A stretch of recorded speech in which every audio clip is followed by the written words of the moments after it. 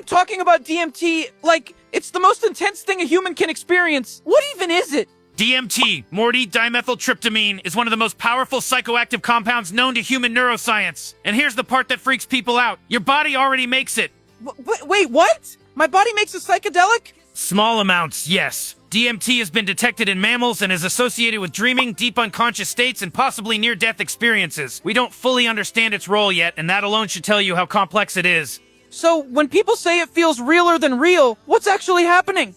DMT doesn't work like most substances, Morty. It doesn't just stimulate the brain, it overrides perception itself. It interacts strongly with serotonin receptors, especially the ones responsible for visual processing, sense of self, time perception, emotional meaning. That's why people report complete loss of time, hyper-real imagery, and the feeling of being somewhere else entirely, not because they left reality, but because the brain's reality filter temporarily shuts off. So it's not just imagination running wild? And what's with those machine elves people keep talking about when they use DMT?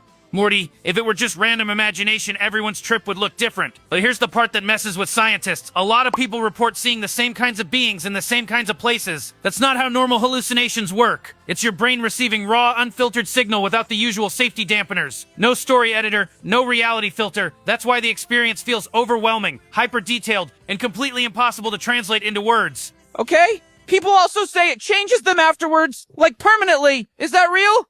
It can. Yes, psychologically. Not because it magically fixes people, but because it can completely disrupt rigid mental frameworks. Some people report reduced fear of death, shifts in priorities, emotional breakthroughs, changes in how they see consciousness. But that doesn't mean it's safe for everyone. Intensity works both ways. So is it like mushrooms but stronger?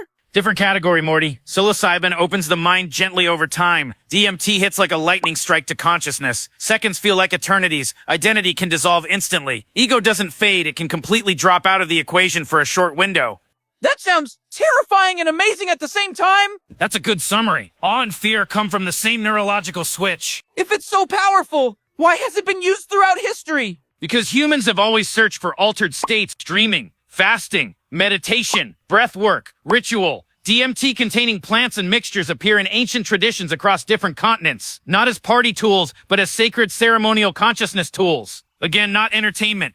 So, is DMT the spirit molecule like some people say?